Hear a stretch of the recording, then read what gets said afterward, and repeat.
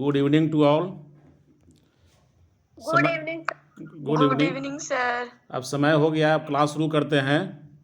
पीछे क्लास में हम लोग पढ़ रहे थे नाजीवाद और हिटलर का उत्कर्ष, जिसमें हम लोग हिटलर के उदय की पृष्ठभूमि, हिटलर के उत्कर्ष के कारणों के बारे में पढ़ें। आज हम लोग नाजीवाद दर्शन के बारे में पढ़ेंगे कि नाजीवाद का अर्थ क्या है, नाजीवाद दर्शन का क्या मतलब हुआ, इसके बारे में विस्तार से हम लोग जानेंगे। तो हम लोग पीछे क्लास में देखे कि प्रथम विश्व युद्ध के बाद विश्व की राजनीति में दो महत्वपूर्ण घटनाएं घटती है। एक है इटली में बेनिटो मुसोलिनी के नेतृत्व में फांसीवाद, और जर्मनी में एडोल्फ हिटलर के नेतृत्व में नाजीवाद का उदय। और इनका उदय दो विश्व युद्धों के मध्य में हुआ, और इन दोनों घटनाओं का विश्व पर बहुत बड़ा प्रभाव पड़ा और समस्त राजनीतिक परिदृश्य ही बदल गया। नाजीवाद को नात्सीवाद भी कहा जाता है, जिसका जनक एडोल्फ हिटलर था। इसमें सैनिकवाद, वीर पूजा, राज्य की सर्वोच्चता के सिद्धांत, शक्ति ही अधिकार है के सिद्धांत, यहूदी विरोधी, जर्मनी के लिए अतिरिक्त प्रदेशों की मांग, आर्य प्रजाति की श्रेष्ठता के सिद्धांत का समन्वय था। ये सारी बातें हम लोग पीछे के क्लास में ही पढ़ चुके हैं। आज हम लोग नाजीवाद दर्शन को विस्तार से जानेंगे और समझेंगे कि आखिर नाजीवाद दर्शन क्या था और उसमें कौन कौन सी बातें समाहित थी। सबसे पहले हम पूछना चाहेंगे कि नाजी पार्टी की स्थापना कब हुई थी?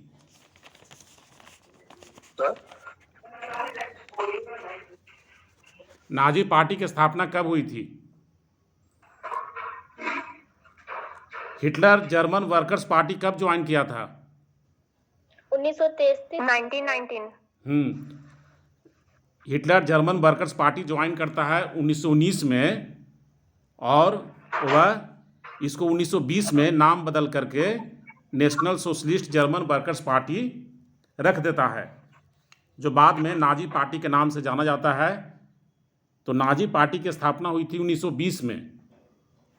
नाजी पार्टी की स्थापना हुई 1920 में, और एक ऐसा विचारधारा आया नाजी पार्टी के माध्यम से जो पूरे विश्व को प्रभावित किया। तो नाजी पार्टी का जनक कौन था? नाजीवाद का एडोल्फ हिटलर। एडोल्फ हिटलर को ही नाजीवाद का जनक माना जाता है, क्योंकि नाजी की जो भी विचारधारा थी वो सब हिटलर की विचारधारा थी। हिटलर की विचारधारा ही नाजी पार्टी की विचारधारा रही। और इसका जो बाइबिल कहा जाता है, नाजीवाद का बाइबिल, हिटलर जो जेल में आत्मकथा लिखता है उसको ही नाजीवाद, जो नाजी विचारधारा थी, उसको बाइबिल के नाम से जाना जाता है। उस पुस्तक का क्या नाम था? मेन कैम्फ। उसका हिंदी होता है मेरा संघर्ष। तो नाजीवाद या नाजी पार्टी की जो बाइबिल जिसको कहा जाता है वह हिटलर की आत्मकथा की पुस्तक है। उसका नाम है मेरा संघर्ष, यानी मेन कैम्फ। तो आखिर हम लोग समझेंगे कि इस विचारधारा में कौन कौन सी मुख्य बातें थी। तो सबसे जो पहली जो बात थी वह थी कि नाजी पार्टी जो थी, इसके जो विचारधारा थी, उसमें प्रजातीय अस्थिकरण की बात थी। प्रजातीय अस्थिकरण की बात का मतलब समाजवाद में हम लोग पढ़ाए थे कि समानता की बात करती है, कि सभी मनुष्य समान है, चाहे वो किसी धर्म को मानता हो, किसी जाति को मानता हो, या कोई नस्ल का हो। सभी मनुष्य समान है, सबों को समान जीने का अधिकार है। लेकिन ये प्रजातीय अस्थिकरण जो है, इसमें समानता की बात नहीं होती है। इसमें ऊपर और नीचे सीढ़ीनुमा व्यवस्था होती है, जिसमें ये हिटलर अपने आप को नॉर्डिक जर्मन आर्य कहता था। इसकी जो प्रजाति थी, मनुष्य को भी कई प्रजातियों में बांटा गया है। तो हिटलर जो था नॉर्डिक जर्मन आर्य था अपने, और ये अपने आप को सबसे ऊपर मानता था और यहूदी को सबसे नीचे मानता था। तो ये हुआ स्तरीकरण, यानी कि मनुष्य है वो सब समान नहीं है, इसमें ऊपर और नीचे है। जैसे भारत में जैसे ब्राह्मण अपने आप को सबसे ऊपर मानते हैं और जो शूद्र जातियां हैं उसको सबसे नीचे माना जाता है, तो उसी प्रकार वहाँ जर्मनी में नॉर्डिक जर्मन आर्य अपने आप को सबसे ऊपर मानते थे और वहाँ यहूदियों को सबसे नीचे मानते थे। तो हम लोग इसमें कुछ शब्द नया नया आ रहा है, उसको पहले समझते हुए चलेंगे। सबसे पहले शब्द आया आर्य। आर्य का मतलब क्या होता है? आर्य का मतलब होता है उत्तम। आर्य मतलब श्रेष्ठ। आर्य शब्द का जो मतलब है वह है उत्तम, श्रेष्ठ, और इसकी उत्पत्ति हुई है संस्कृत भाषा के शब्द से। संस्कृत से इसकी उत्पत्ति हुई है और इसका अर्थ होता है श्रेष्ठ। और एशिया और यूरोप में रहने वाले लोगों के लिए इस शब्द का प्रयोग किया जाता है, आर्य शब्द का, एशिया और यूरोप में रहने वाले लोगों के लिए। और जर्मन लोग, जिसमें हिटलर भी था, वह अपने आप को नॉर्डिक जर्मन आर्य कहता था। तो नॉर्डिक जर्मन आर्य का क्या मतलब है, इसको याद रखना है। तो क्या कहता था? नॉर्डिक जर्मन आर्य। बुक का फोटो व्हाट्सएप पे भेजा हुआ है, उसको खोल कर देख सकते हो। उसमें नॉर्डिक जर्मन आर्य लिखा हुआ है। नॉर्डिक जर्मन आर्य का मतलब हुआ उत्तरी यूरोप में रहने वाले लोग। उत्तरी यूरोप में 5 देश हैं, जिसका व्हाट्सएप पर भेज दिए हैं आज, उसको खोल कर देख सकते हो। 5 देश है: फिनलैंड, स्वीडन, नॉर्वे, डेनमार्क और आइसलैंड। तो इन सभी देशों के रहने वाले लोगों के लिए नॉर्डिक जर्मन आर्य का प्रयोग होता है और इसी का वंशज मानता था ये जर्मनी वाले लोग। इन लोग का मानना था कि इन्हीं लोग क्षेत्र से हम भी बिलोंग करते हैं, मेरा पूर्वज इन्हीं लोग क्षेत्र के थे, तो इसलिए अपने आप को ये नॉर्डिक जर्मन आर्य कहते थे। ठीक है, नॉर्डिक जर्मन आर्य का मतलब समझ में आ गया? व्हाट्सएप पे भेजा हुआ है, जिसमें 5, हाँ, उसको खोल के देख सकते हो। वो उत्तरी नॉर्डिक जर्मन आर्य का मतलब हुआ उत्तरी यूरोप में रहने वाले आर्य लोग। नॉर्डिक जर्मन आर्य का मतलब हुआ उत्तरी यूरोप में रहने वाले आर्य लोग, जिसमें फिनलैंड है, उसमें जो मैप भेजे हैं उसमें फिनलैंड है, स्वीडन है, नॉर्वे है, डेनमार्क है, आइसलैंड है। तो इन क्षेत्रों में रहने वाले लोगों को नॉर्डिक आर्य कहा जाता था और इन्हीं का वंशज मानता था जर्मनी वाले लोग अपने आप को। तो जर्मन लोग अपने आप को नॉर्डिक जर्मन आर्य कहते थे। तो इनको मानना था कि जिस तरह भारत में ब्राह्मण लोग अपने आप को सर्वश्रेष्ठ मानते हैं, उसी प्रकार इन लोग का मानना था कि हम सबसे ऊपर हैं और वहाँ जो यहूदी वो सबसे नीचे है। हालांकि इसमें भारत से तुलना नहीं कर सकते हैं, क्योंकि वहाँ स्थिति और बहुत ज़्यादा बदतर थी। यहाँ भी कुछ स्थिति है वैसी, लेकिन वहाँ इससे कई गुना वहाँ ज़्यादा बदतर स्थिति थी। तो उसमें सबसे नीचे पैदान पर किसको माना गया? यहूदी लोग का। वहाँ जो मुख्य रूप से थे 2 ही लोग थे, यहूदी और ईसाई लोग। तो नॉर्डिक जर्मन आर्य कौन हुए? ईसाई लोग। इसमें धर्म आधार पर भेदभाव था, यहूदी था जो दूसरा धर्म का था। तो और बाकी जो विश्व में जो प्रजातियां बची, जो बाकी जैसे सबसे ऊपर हो गया यह नॉर्डिक जर्मन आर्य और उसके नीचे हो गया यहूदी, और बाकी जो विश्व में जो प्रजातियां हैं उसको इन दोनों को बीच मानता था वह। जैसे भारतीय लोगों को कहाँ जगह देता?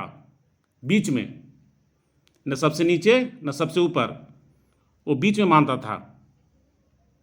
और इसका जो विचारधारा था, विचारधारा जो उसकी थी, वह उसके लिए 2 तर्क देता था कि इसमें हम कोई गलत नहीं है। कुछ लोग काउंटर करते थे कि नहीं ये तो गलत है, तो उसमें उसको कहना था हिटलर का कि इसमें कोई गलत नहीं है, ये हम नहीं बोल रहे हैं, जो ये बातें तो चार्ल्स डार्विन और हर्बर्ट स्पेंसर ने बोला है। तो चार्ल्स डार्विन के नाम कोई सुने हो?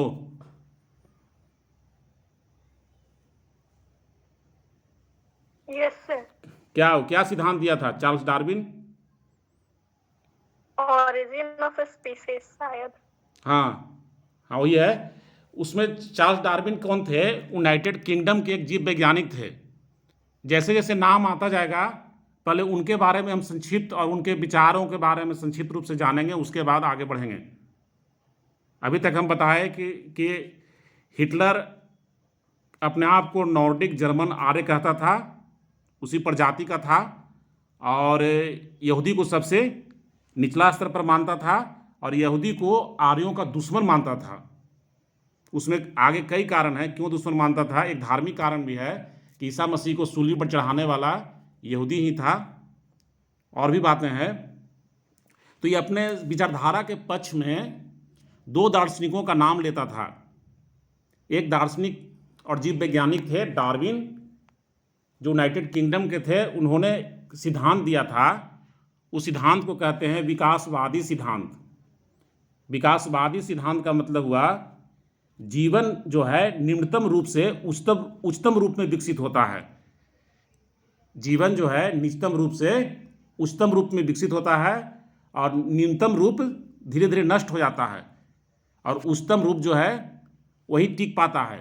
यानी कि जो ज़्यादा शक्तिशाली होता है वही टिकता है। यह विकासवादी सिद्धांत हुआ। जो संघर्ष नहीं कर पाता है प्रकृति में, वह समाप्त हो जाता है। यह डार्विन का विकासवादी सिद्धांत था। फिर एक और थे इंग्लैंड के दार्शनिक और समाजशास्त्री। तो उनका सिद्धांत था जो इन्हीं से मिलता जुलता था। डार्विन तो जीव वैज्ञानिक थे, तो उन्होंने जीवन के बारे में, प्राकृतिक जीवन के बारे में, पेड़ पौधे और सजीवों के बारे में बताए। लेकिन इस विचार को हर्बर्ट स्पेंसर समाज में लेके आया, इसको समाज से जोड़ के देखा। हर्बर्ट स्पेंसर इंग्लैंड का दार्शनिक था और समाजशास्त्री था, और डार्विन के विचारों को समाज से जोड़ के देखा, और वो बतलाया कि समाज भी निम्नतम रूप से उच्चतम रूप में विकसित होती है।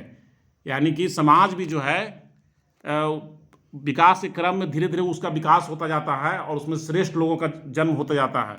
और जो श्रेष्ठ हो जाते हैं, जैसे नॉर्डिक जर्मन आर्य कहता था कि हम सब सर्वश्रेष्ठ हैं और हम लोग को ही रहना चाहिए और हम लोग को राज करना चाहिए, और जो नीचे वाले जो लोग हैं उसको समाप्त हो जाना चाहिए, उसको रहने का कोई अधिकार नहीं है।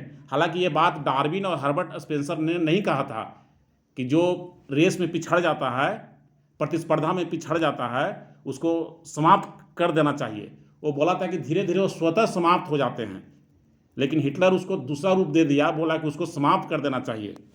जैसे इसको विचारधारा थी कि यहूदी, जिप्सी, ये सबको समाप्त कर देना चाहिए। तो जिप्सी एक नया शब्द आ गया। तो जिप्सी वहाँ थी, बंजारा जो होती है ना, बंजारा जाति होती है। जैसे बंजारा के बारे में हम लोग सुने होंगे। बंजारा किसको कहते हैं, कोई बतलाओ?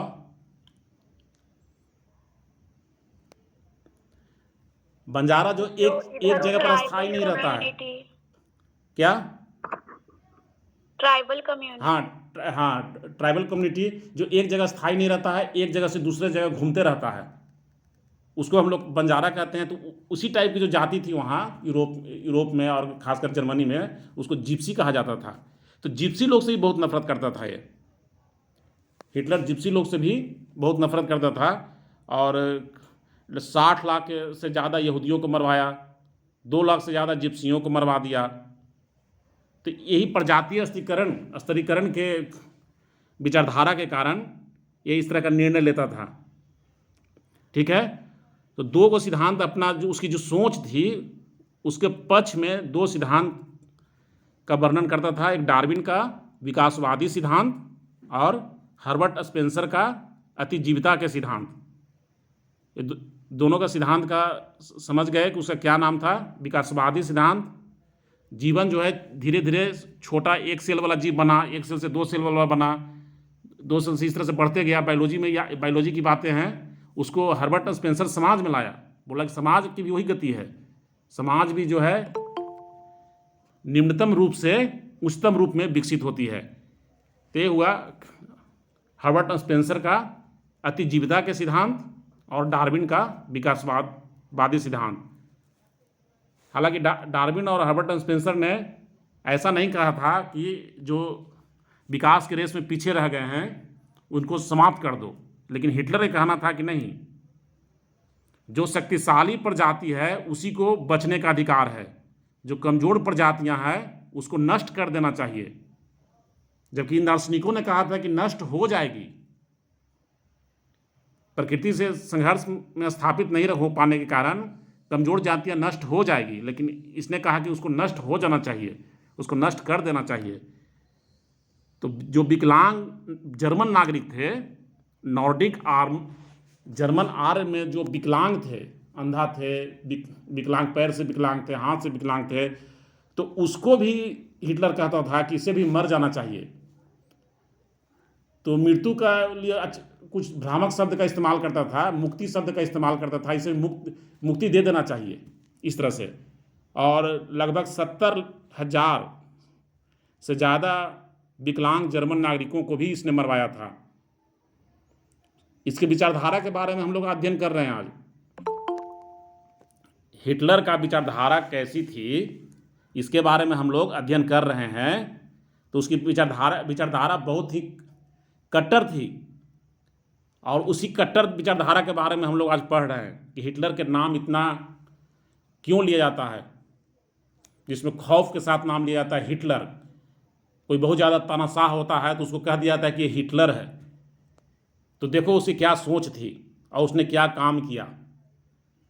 उसकी सोच थी कि नॉर्डिक जर्मन आर्य को ही जीवित रहने का अधिकार है, और वो दूसरे पर उसको शासन करने का अधिकार है, और बाकी सबको समाप्त कर देना चाहिए या उस पर शासन करना चाहिए। इतना ही नहीं, जो विकलांग है उसको भी मार दिया जाना चाहिए। और इस सोच के तहत हिटलर का ऐसा प्रभाव था कि हिटलर का जो विचार था वही नाजी पार्टी के विचार बन गया। हिटलर का विचार ही नाजी पार्टी का विचार बन गया। तो उसमें 70,000 से अधिक विकलांग जर्मन नागरिकों को मरवाया, इसी सोच के तहत कि कमज़ोर लोगों को जीवित रहने का कोई अधिकार नहीं है। सर्वश्रेष्ठ प्रजाति कौन है, बतलाओ? Nordic German. हाँ, नॉर्डिक जर्मन आर्य सर्वश्रेष्ठ किसके अनुसार? हिटलर के अनुसार। हालांकि इसमें कोई सच्चाई नहीं है, लेकिन हिटलर के अनुसार सर्वश्रेष्ठ प्रजाति है नॉर्डिक। संसार में सर्वश्रेष्ठ प्रजाति है नॉर्डिक जर्मन आर्य, ऐसा हिटलर का मानना था। और जो सबसे नीचे पैदान पर किसको रखता था? यहूदी लोग को। और दुनिया में बाकी लोग जो थे उनको किस स्थान पर रखता था? दोनों के बीच में। और इसका जो विचारधारा थी नाजी बाद की, हिटलर की, वह किन दार्शनिकों के पर आधारित थी? डार्विन और हर्बर्ट स्पेंसर। Charles Darwin. हाँ, चार्ल्स डार्विन और हर्बर्ट स्पेंसर। ठीक है। डार्विन क्या सिद्धांत दिया था? डार्विन जो सिद्धांत दिया था, विकासवादी सिद्धांत। हाँ, उसको हिंदी में हम लोग कहते हैं विकासवादी सिद्धांत। इंग्लिश वालों जो सीबीएसई बोर्ड के हैं उनको थोड़ा सा दिक्कत होगी, लेकिन कंसेप्ट समझने में आसानी होगी। थोड़ा शब्द में उसको दिक्कत हो रही होगी क्योंकि उसमें थोड़ा सा इंग्लिश शब्द का इस्तेमाल होता है, यहाँ पर हम हिंदी शब्द का इस्तेमाल कर रहे हैं, यही थोड़ा सा अंतर है, लेकिन कंसेप्ट समझने में तो उसको आसानी होगी। तो डार्विन ने जो सिद्धांत दिया था उसको हम लोग हिंदी में कहते हैं विकासवादी सिद्धांत, और स्पेंसर ने जो सिद्धांत दिया था उसका नाम है हिंदी में अतिजीविता के सिद्धांत। डार्विन के ये हो गया। डार्विन के सिद्धांत को इंग्लिश में क्या कहते हैं, कोई बता सकता है यहाँ पर? Evolution theory. इवोल्यूशन थ्योरी, यही डिफरेंस है, उसको अपना रिलेट करके समझो। तो यही हुआ प्रजातीय स्तरीकरण। प्रजातीय स्तरीकरण हमें समझ में आ गया होगा। आर्य का अर्थ क्या होता है? सर्वश्रेष्ठ। सर्वश्रेष्ठ, उत्तम। आर्य कहाँ के लोगों के लिए प्रयोग किया जाता है? आर्य शब्द उत्तरी यूरोप में रहने वाले। उत्तरी यूरोप में रहने वाले के तो नॉर्डिक कहते हैं। नॉर्डिक आर्य, उत्तरी यूरोप में रहने वाले को नॉर्डिक आर्य कहते हैं, और जर्मनी में रहने वालों को नॉर्डिक जर्मन आर्य। और एशिया और यूरोप के लोगों के लिए आर्य शब्द का इस्तेमाल होता है। ठीक है, भारतीय लोग भी अपने आप को आर्य ही कहते हैं। ठीक है, लेकिन वो जो था हिटलर, वह भारतीय आर्यों से वह अलग अपने आप को नॉर्डिक आर्य कहता था। नॉर्डिक आर्य, इस आर्य से वो रिलेट करके नहीं, अपने आप को नहीं देखता था एशिया के आर्यों से। तो ये हुआ प्रजातीय स्तरीकरण, जिसमें सबसे ऊपर हो गया नॉर्डिक जर्मन आर्य, सबसे नीचे हो गया यहूदी। ये नाजीवाद दर्शन की एक विचारधारा थी। उसके बाद हम लोग आगे बढ़ते हैं कि नाजीवाद दर्शन के और कौन कौन विचारधारा थी। तो उसकी दूसरी जो विचारधारा थी, साम्राज्यवाद की विचारधारा थी। साम्राज्यवाद मतलब क्या हुआ? दूसरे प्रदेशों पर अधिकार करना। उसको कहते थे जर्मन में लेवेनस्राउम। लेवेनस्राउम, लेवेनस्राउम, इसका अर्थ होता है रहने योग्य स्थान की तलाश। यानी इसकी विचारधारा थी कि हम सर्वश्रेष्ठ हैं, तो हमारे वंशजों को रहने के लिए और जगह और संसाधनों के लिए और जगह की आवश्यकता होगी, तो हमें दूसरे देशों पर कब्जा करना चाहिए, बगल के क्षेत्रों पर कब्जा करना चाहिए। इसको सिंपल, इसका मीनिंग ये हुआ। दूसरी जो उसकी विचारधारा थी, पहली विचारधारा थी कि हम सर्वश्रेष्ठ हैं, दूसरी विचारधारा थी कि हमको और हमारे वंशजों के लिए और बगल में जो भी देश है उस सब क्षेत्रों पर कब्जा करना चाहिए, तभी हमको भौतिक रहने का जगह मिलेगा और वहाँ का जो भौतिक संसाधन है और हमारी शक्ति में वृद्धि होगी। इस प्रकार वह पूरब की ओर बढ़ने का, प्रसार करने का नीति अपनाता है और उसका ध्यान जाता है पोलैंड पर। उसके पूरब में, जस्ट वर्ल्ड मैप देखोगे तो उसके पूरब में है पोलैंड, तो पोलैंड पर अधिकार भी करता है इसी विचारधारा के तहत। यानी उसकी विचारधारा थी कि हम जर्मन नॉर्डिक आर्य का ये अधिकार है। उसकी सोच ऐसी थी कि जर्मन नॉर्डिक आर्य को ये अधिकार है कि बगल के देश पर हमला करके उस पर कब्जा कर ले, और वहाँ के लोगों को भी, चूँकि वो यहूदी के थोड़ा सा ऊपर मानता था लेकिन नीचे ही रखता था, तो वहाँ के लोगों को भी कुछ नहीं समझता था। उसको लगता था कि हम लोग बनाए ही गए हैं दूसरे पर शासन करने के लिए। मतलब हुआ कि नॉर्डिक जर्मन आर्य दूसरे पर शासन करने के लिए ही बनाया गया है। यानी भगवान ने नॉर्डिक जर्मन आर्य को बनाया ही है दूसरे पर शासन करने के लिए। ये उसकी सोच थी, और उसने इसी सोच के तहत पोलैंड पर अधिकार किया था, और पोलैंड में 10 लाख नागरिकों को मरवा दिया था।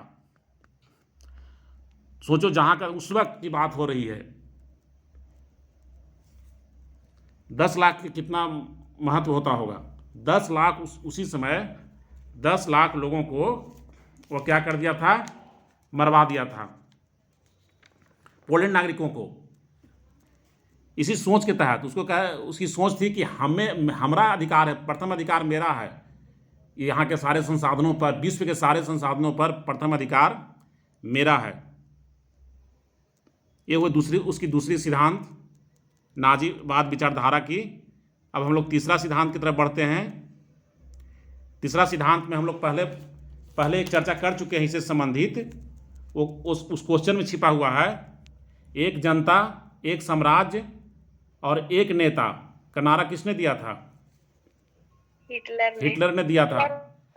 इसका अर्थ होता है सर्वाधिकारवादी, यानी सारी जो शक्ति है एक नेता में हो जाना चाहिए, रहना चाहिए। नाजीवादी का जो दर्शन है उसमें है कि जो सारी शक्ति है वह एक नेता में होना चाहिए। जैसे उस वक्त हिटलर था, यानी सारी जो शक्ति है वह हिटलर में होना चाहिए या एक राज्य में होना चाहिए, और उसी का अधिकार होना चाहिए हर एक चीज़ पर। तो इसी को कहते हैं सर्वाधिकारवाद का प्रसार और गणतंत्र की आलोचना।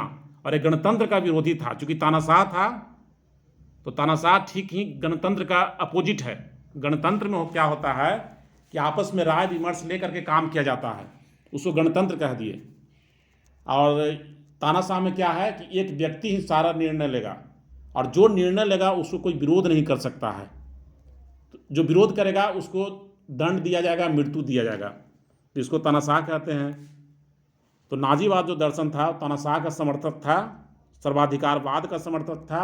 सर्वाधिकारवाद मतलब सारी शक्ति जो है एक ही व्यक्ति के अधीन होना चाहिए, एक ही राज्य में होना चाहिए, यानी सरकार में। राज्य का मतलब यहाँ पर सरकार से है, सत्ता से है, एक सत्ता में होना चाहिए। सत्ता मतलब नाजी पार्टी में होना चाहिए। और वह लोकतंत्र का विरोधी था, क्योंकि लोकतंत्र तो समानता की बात करता है, सबों से राय लेकर के चलने की बात करता है, इसलिए लोकतंत्र का विरोधी था। और लोकतंत्र में संसदीय संस्थाएं होती है, जहां प्रधानमंत्री, राष्ट्रपति होते हैं, ये सब चुनाव वगैरह होते हैं।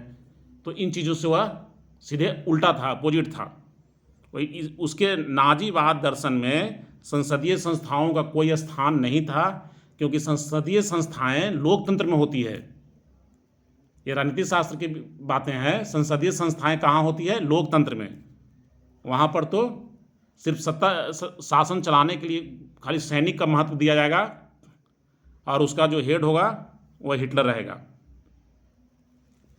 इस प्रकार हम लोग देखें कि नाजी जो लोग जो थे वो सारी शक्ति को एक महान और शक्तिशाली नेता के हाथों में सौंप देने की बात करते थे। नाजी पार्टी का दर्शन था कि जो भी शक्ति है वो सब एक नेता के हाथों में होनी चाहिए, तभी कुछ किया जा सकता है, देश में सुधार किया जा सकता है। आगे देखते हैं इसके और क्या क्या था। उग्र राष्ट्रवाद का समर्थक।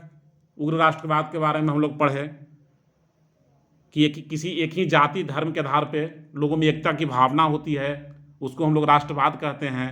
और उग्र राष्ट्रवाद का मतलब हुआ जो इस भावना को आगे बढ़ाने के लिए हिंसा का सहारा लेता है, तो उसको हम लोग उग्र राष्ट्रवाद कहते हैं। तो नाजी पार्टी थी वह उग्र राष्ट्रवाद में विश्वास करती थी। दूसरा है ये समाजवाद का विरोध करती थी। ये समाजवाद और साम्यवाद दोनों का विरोध करती थी। समाजवाद और साम्यवाद आ गया तो समाजवाद क्या है बतलाओ, इस पर थोड़ा भी समझ लेते हैं, उसके बाद आगे बढ़ेंगे कि समाजवाद क्या है और साम्यवाद क्या है। यह शब्द बार बार आ रहा है, पहले ही बताएं संक्षेप में। समाजवाद और साम्यवाद के बीच में एक संघर्ष भी हुआ था, उसको कहते थे स्पार्टकिस्ट आंदोलन। स्पार्टकिस्ट आंदोलन क्या है इसको समझते हैं। पिछले कल के क्लास में बताए थे, स्पार्टकिस्ट आंदोलन का चर्चा किए थे, किसी को याद है? स्पार्टकिस्ट आंदोलन किसी को भी याद नहीं है? शब्द नया है इसलिए याद करने में कठिनाई होती है। हम बतलाए थे कि उस वक्त जो लोकतंत्र की सरकार थी, वाइमर गणतंत्र, और तो उन लोग से झड़प हुई थी कम्युनिस्ट पार्टी की। तो फ्रेडरिक एबर्ट के नेतृत्व में वहाँ सोशल डेमोक्रेटिक पार्टी थी जर्मनी में, तो उनके साथ संघर्ष चला था सत्ता के लिए। इसको हटाने के लिए सोशल डेमोक्रेटिक के जो वाइमर गणतंत्र की पार्टी थी, की सरकार थी, जिसको वाइमर गणतंत्र कहते हैं, 5 से 12 जनवरी 1919 ईस्वी तक संघर्ष चला था कम्युनिस्ट पार्टी ऑफ जर्मनी के साथ। तो कम्युनिस्ट पार्टी अलग है और समाजवादी पार्टी अलग है, सोशल डेमोक्रेटिक पार्टी अलग है, दोनों की विचारधारा में थोड़ा सा अंतर है। और स्पार्टकिस्ट आंदोलन क्यों कहते हैं? इसलिए कहते हैं कि स्पार्टकिस्ट जो शब्द है वो रोमन गणराज्य के सबसे बड़े दास विद्रोह के नेता थे स्पार्टाकस, उनके नाम पर पड़ा है। वही स्थापना किए थे स्पार्टकिस्ट लीग की, उन्हीं की पार्टी थी कम्युनिस्ट पार्टी ऑफ जर्मनी। चूंकि ये भी कम्युनिस्ट पार्टी ही थी, तो उन्हीं के नाम पर इसे स्पार्टकिस्ट आंदोलन कहते हैं। इसको हम लोग पिछले क्लास में देखे थे। आज हम लोग समझने की कोशिश कर रहे हैं कि समाजवाद और साम्यवाद में क्या अंतर है या क्या समानता है, क्योंकि हिटलर समाजवाद और साम्यवाद दोनों का विरोधी था और समर्थक किसका था? पूंजीवाद का। समर्थक किसका था? पूंजीवाद का समर्थक था और साम्यवाद और समाजवाद का विरोधी था। इसको बहुत आसान से शब्दों में समझेंगे। समाजवाद और साम्यवाद दोनों समाज में समानता की बात करता है। दोनों की विचारधारा है कि समाज में बराबरी हो, ऊंच नीच नहीं हो, भेदभाव नहीं हो। लेकिन समाजवाद समानता सरकार के माध्यम से लाना चाहती है, लेकिन साम्यवाद समानता क्रांति के माध्यम से लाना चाहती है। दोनों की सोच में यहाँ पर अंतर है। समाजवाद की जो विचारधारा है उसमें समानता वो भी चाहती है, लेकिन वो समानता सरकार के माध्यम से लाना चाहती है कि सरकार ऐसा व्यवस्था करे कि सारे लोग समान हो जाएं, कोई बड़ा छोटा न रहे। लेकिन साम्यवाद कहता है कि सरकार से नहीं होगा, सरकार का विरोधी है। साम्यवाद की नज़र में सरकार ही है जो कि खाई को बढ़ा रही है, ऊंच नीच की जो खाई है उसको बढ़ावा देती है। तो साम्यवाद जो है वह राज्य का विरोध करता है, सरकार का विरोध करता है और क्रांति के माध्यम से समानता लाना चाहता है। यही दोनों में मुख्य अंतर है। तो समानता का चूंकि दोनों बात करता है, समाजवाद भी और साम्यवाद भी, इसलिए हिटलर जो था वह समाजवाद और साम्यवाद का विरोधी था। क्यों विरोधी था समझ में आ गया? क्योंकि दोनों समाज में समानता लाना चाहती थी। हिटलर समर्थक था किसका? पूंजीवाद का। पूंजीवाद में क्या होता है? देश के जो संसाधन होता है उस अधिकांश संसाधनों का मालिक कौन होता है? प्राइवेट व्यक्ति होता है। तो उसमें अमीर और गरीबों के बीच खाई बहुत बड़ी हो जाती है। जैसे अमेरिका में पूंजीवाद है, साम्यवाद है चाइना में, समाजवाद है भारत में। ठीक है, समाजवाद और पूंजीवाद का मिश्रण है भारत में दोनों व्यवस्थाएं हैं।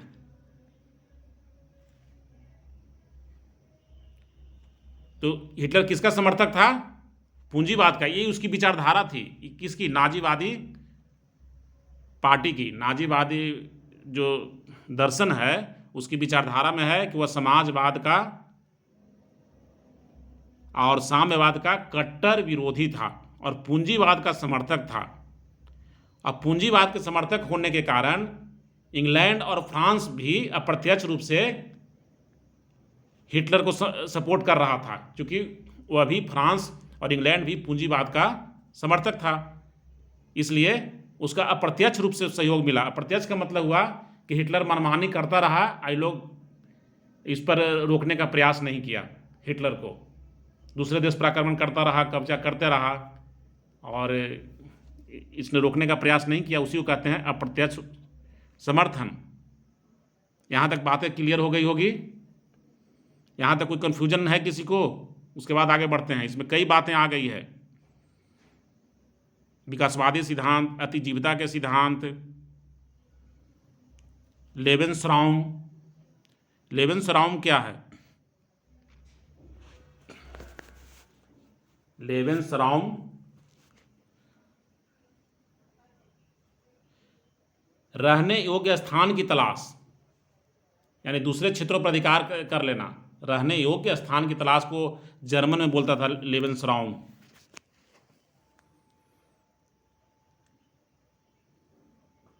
समाजवाद क्या है?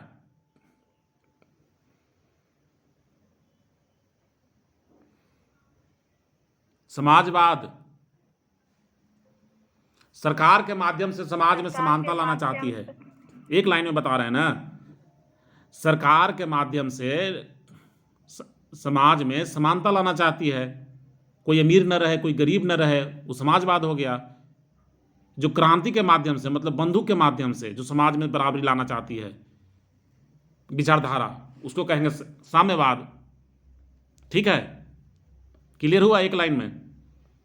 पूंजीवाद क्या है? जहां पर संसाधनों पर, देश के संसाधनों पर जहां प्राइवेट व्यक्तियों का स्वामित्व हो, उसको हम लोग क्या कहेंगे? पूंजीवाद कहेंगे। तो हिटलर किसका समर्थक था? पूंजीवाद का कि समाजवाद का? पूंजीवाद का। पूंजीवाद का। और साम्यवाद का भी विरोधी था। आगे देखते हैं नाजीवादी विचार दर्शन का क्या क्या मतलब गुण है, उसकी विशेषता है। तो अगला उसकी विशेषता थी इस पार्टी की, या महान नेता का गुणगान करना। मतलब महान नेता उस वक्त उस पार्टी का जो महान नेता होगा उसको गुणगान करना है। तो उस वक्त महान कौन था? तो हिटलर था। तो हिटलर का गुणगान करना है और हिटलर के आदर्शों का पालन करना है। यानी जो हिटलर सोचता है वैसा ही हमको भी सोचना है। किसकी किसकी विचारधारा थी? नाजी पार्टी की, कि उसका जो नेता सोचता है वैसा ही उसके पार्टी का भी आचरण करना है। ठीक है, महान नेता का गुणगान करना है, उसकी बंदगी करना है, उसका बड़ाई करना है, और वो जैसा आचरण करता है, जैसा कपड़ा पहनता है वैसा हम भी पहने, जैसा जिस तरह से वो मेंटलिटी रखता है वैसा मेंटलिटी हमको भी रखना है। तो ये हुआ महान नेता का गुणगान करना, इसको कहते हैं। ये थी नाजीवादी दर्शन की विशेषता, जिसमें हिटलर के आलोचना करना प्रत्यक्ष या अप्रत्यक्ष रूप से दंडनीय था। कोई उसकी आलोचना नहीं कर सकता था। जो ऐसा करता था उसके साथ क्या होगा इसको कहने की जरूरत नहीं है, निश्चित रूप से। हाँ, उसको कई कोई तो बनाए हुए था। खुफिया पुलिस कई बहाल किया था, जिसमें सबसे महत्वपूर्ण इसका जो खुफिया पुलिस था उसका क्या नाम था? सबसे महत्वपूर्ण जो खुफिया पुलिस थी उसका क्या नाम था? गेस्टापो। तो इसमें यही था कि महान नेता का गुणगान करना है, उसको शिकायत नहीं कर सकते हैं प्रत्यक्ष या अप्रत्यक्ष रूप से, किसी रूप में उसको शिकायत नहीं कर सकते, ना उसके बारे में विरोध में लिख सकते हैं। ये चीज़ है।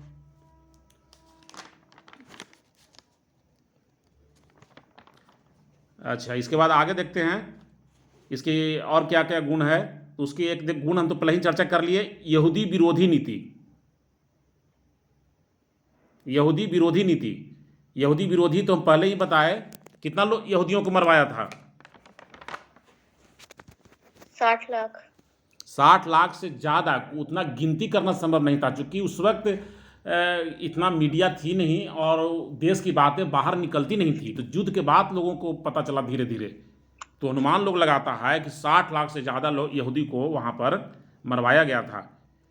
तो इसकी जो नाजीवादी दर्शन की जो विशेषता है उसमें है यहूदी विरोधी नीति। यहूदी विरोधी नीति का मतलब यहूदियों से बहुत असीम घृणा करता था, बहुत ज़्यादा नफरत करता था, क्योंकि उसको सबसे नीचे रखता था और उसको अवांछित मानता था। उसको उसके बारे में बहुत ही गलत बातें फैला दिया था। यहूदियों के बारे में हिटलर ने बहुत गलत भ्रामक बातें फैला दिया था। ये साइकोलॉजिकल युद्ध के समान हो गया था, मनोवैज्ञानिक युद्ध। मतलब यहूदियों के बारे में इतनी बातें फैला दी गई थी कि ये बहुत यहूदी लोग वो अपने आप को ऐसा मानने लगा था कि नहीं, हम सही में ऐसा हैं। यहूदी को बहुत ही नीच हे दृष्टि से देखता था। तो बहुत यहूदी जैसे स्कूल में गया तो स्कूल में ही उसको यहूदी बच्चों को अलग ही रहने की व्यवस्था होती थी, उसको सारी व्यवस्थाएं अलग होती थी। तो यहूदी लोग, बहुत लोग यहूदी लोग मानने लगे थे कि हम ऐसा हैं, जैसा हिटलर सोचता था वैसा बहुत यहूदी लोग मानने लगे थे। इस प्रकार का ये साइकोलॉजिकल मनोवैज्ञानिक प्रभाव डाल दिया था, विरोध में माहौल बना दिया था। स्कूल से ही भेदभाव शुरू हो जाता था यहूदियों के साथ। फिर बड़ा होने पर उसके साथ बहुत तरह का उसमें पाबंदी थी, संपत्ति नहीं रख सकता था, तो सूद वगैरह दे करके वह खेत नहीं रख सकता था, तो सूद पर रुपया दे करके वो अपना आजीविका चलाता था। तो इसको सूदखोर कहता था लोग, कि सूदखोर होता है, क्योंकि सूद पर रुपया दे करके आजीविका चलाना उसकी मजबूरी थी। ज़्यादा संपत्ति रखने का उसको अधिकार नहीं था, खेत नहीं रख सकता था, बड़ा बिजनेस नहीं कर सकता था। तो सूद पर रुपया दे करके वह उसका मुख्य बिजनेस था, तो उसको सूदखोर कहा। और उसको ईसा मसीह का हत्यारा कहता था, क्योंकि पहले हम लोग पढ़े ही कि ईसा मसीह को यहूदी लोग ही मारे थे। तो इस प्रकार यहूदियों से वो बहुत ज़्यादा नफरत करता था और उसने यहूदियों पर बहुत तरह का पाबंदी लगा दिया। उसको घोर यातनाएं दी गई, उसको कई तरह का अपमान सहना पड़ा। 60 लाख से ज़्यादा यहूदियों को मरवा दिया गया। यहूदियों के साथ साथ जिप्सियों को भी मरवा दिया गया। अब जिप्सियों के साथ साथ काले लोगों को भी पर भी अत्याचार किया गया। जो काले लोग थे, काले लोग और जो दूसरे दूसरे जो हुए, उन लोगों सारे लोगों पर ये जो है जर्मन छोड़ करके जो भी बचे सब पर अत्याचार किया। और ये अपने आप को शुद्ध नस्ल जो कहता था कि शुद्ध नस्ल वाला कोई यदि है तो नॉर्डिक आर्यन ही है। शुद्ध नस्ल वाले कौन है? नॉर्डिक आर्यन है। तो इसकी एक विशेषता हो गई कि यहूदी विरोधी था। और दूसरी चीज़ है कि इसकी सोच थी कि एक आदर्श राज्य की कल्पना किया था जिसमें शुद्ध नस्ल वाले नॉर्डिक आर्यन ही रहे। शुद्ध नस्ल का मतलब संकर नस्ल का नहीं होना चाहिए। ऐसा जैसे हो गया कोई यदि नॉर्डिक जर्मन आर्य किसी दूसरे यहूदी से शादी विवाह कर लेता है तो उसके भी बच्चों को यह मरवा देता था। शुद्ध नस्ल वाले नॉर्डिक आर्य ही होना चाहिए। यदि यहूदी परिवार की शादी हो जाती है यदि जर्मन नॉर्डिक से आर्य से, तो उसके बच्चों को भी यह स्वीकार नहीं करता था। तो ऐसा एक राज्य की कल्पना करता था जिसमें शुद्ध नस्ल वाले नॉर्डिक आर्य निवास करें और शारीरिक और मानसिक रूप से स्वस्थ लोगों को ही जर्मन में रहने का अधिकार है। कोई विकलांग यदि नॉर्डिक जर्मन भी है तो उसे भी यह यातनाएं देता था, यातना शिविर में भेज देता था या फिर उसको मरवा देता था। तो ये हो गई उसका यहूदी विरोधी नीति और एक काल्पनिक राज्य जिसमें सिर्फ शुद्ध नस्ल वाले नॉर्डिक जर्मन आर्य ही रहे। और है थोड़ा सा उसको देख लेते हैं क्योंकि समाप्त करना भी जरूरी है अध्याय को। हमको लग रहा है कि हम काफ़ी बता चुके हैं अब तक, लेकिन थोड़ा सा और सुन लेना इसलिए कि समाप्त करना भी बहुत ज़रूरी है, इसलिए थोड़ा सा इसको हम और बढ़ा रहे हैं। दूसरा चीज़ था सैन्यवाद। सैन्यवाद का मतलब क्या हुआ? सैनिक को बढ़ावा देना, सैनिक के माध्यम से सैनिक को बढ़ावा देना और सैनिक के माध्यम से अपना सत्ता चलाना, सत्ता स्थापित करना। तो इसने सैन्यवाद को भी बढ़ावा दिया। अधिकांश जो अपना राज्य का जो आय है वो खर्च कहाँ किया? सैनिक पर खर्च किया। सैनिकों की संख्या बढ़ाया, सैनिक अस्त्र शस्त्रों की संख्या बढ़ाया, युद्ध को बढ़ावा दिया। और जो भी सैन्यवाद का मतलब हुआ कि अपना लक्ष्य को पाने के लिए युद्ध का सहारा लेना, ये हो गया सैन्यवाद। तो इतनी बातें रही नाजीवाद दर्शन की, जिसमें थोड़ा सा रिपीट कर लेते हैं। इतना ही है, ज़्यादा नहीं है। इसमें हम लोग देखें मुख्य रूप से नाजीवाद जो दर्शन है वह लोकतंत्र विरोधी है, सर्वसत्तावाद है, निरंकुश शासन है और सैन्यवाद का समर्थक है और उग्र राष्ट्र पर भी बल देता है और साम्यवाद और समाजवाद का यह विरोधी और पूंजीवाद का समर्थक है। इतनी बातें आज हम लोग देखें नाजीवादी दर्शन में। इसको थोड़ा सा रिपीट कर लेते हैं। सबसे पहला जो देखें वह था प्रजातीय स्तरीकरण। प्रजातीय स्तरीकरण का मतलब सबसे ऊपर नॉर्डिक जर्मन आर्य हुआ और सबसे नीचे यहूदी हुआ, और जीने का अधिकार नॉर्डिक जर्मन आर्य को ही है। और दूसरी जो बात है, नॉर्डिक जर्मन आर्य जो है उसको भगवान ने दूसरों पर शासन करने के लिए बनाया है। ये हो गया प्रजातीय स्तरीकरण। दूसरा था लेबेंसराउम। तो लेबेंसराउम का मतलब हुआ रहने योग्य स्थान की तलाश, मतलब साम्राज्यवाद, दूसरे देशों पर कब्जा कर लेना अपना शक्ति और साधन बढ़ाने के लिए। तीसरी जो विशेषता रही वह था सर्वाधिकारवाद। सर्वाधिकारवाद का मतलब सारी शक्ति एक व्यक्ति में निहित होना चाहिए। ये उसकी पार्टी की विचारधारा थी। और एक गणतंत्र का आलोचक था, क्योंकि गणतंत्र तो एक व्यक्ति में उसका विरोध करता है, एक व्यक्ति में सारी शक्ति निहित होने का विरोध करता है, इसलिए गणतंत्र का ये विरोधी हुआ। उग्र राष्ट्रवाद के समर्थक रही पार्टी। फिर उसका समाजवाद का विरोध किया, साम्यवाद का विरोध किया, चूँकि दोनों समानता की बात करता है इसलिए दोनों का विरोध किया। पूंजीवाद का समर्थन किया। सर्वाधिकारवाद में एक ही नेता में सारी शक्ति जब निहित हुई तो उसका परिणाम स्वरूप उसका गुणगान करना है, यानी महान नेता का गुणगान करना है और उसके आदर्शों को पालन करना है। इसमें और है यहूदी विरोधी नीति।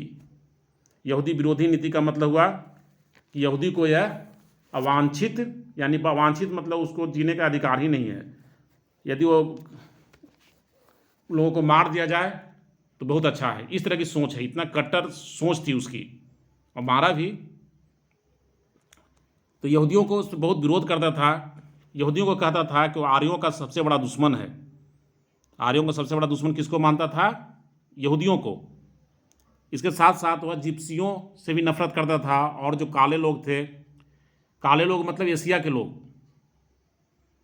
काले लोग थे जो एशिया के लोग थे, तो उससे भी वह नफरत करता था। शारीरिक रूप से जो कमज़ोर लोग थे, विकलांग था, उससे भी वो नफरत करता था। उन लोग को भी हत्या करवाता था, कोई विकलांग नहीं बचे। यानी ऐसा देश को कल्पना कर लिया कि एक ऐसा देश बने, मेरा रहे, जिसमें सिर्फ श्रेष्ठ लोग रहें। विकलांग, न विकलांग की जगह है उसमें, न यहूदियों की जगह है, न जिप्सियों की जगह है, न दूसरे काले लोगों की जगह है। और सैन्यवाद उसका मुख्य रहा। सैन्यवाद का मतलब सैनिक रूप से हमें बहुत मजबूत होना चाहिए, इसका वो बढ़ावा दिया। और अपना सारा काम जो है सैनिकों के माध्यम से ही करने का सोचा। ये रही बात आज के नाजीवादी दर्शन में। इतना ही बात हम लोग पढ़े हैं। जिसको समझने में कन्फ्यूजन हुआ होगा वह अभी तक जो पढ़ाए हैं उससे संबंधित पूछ सकता है।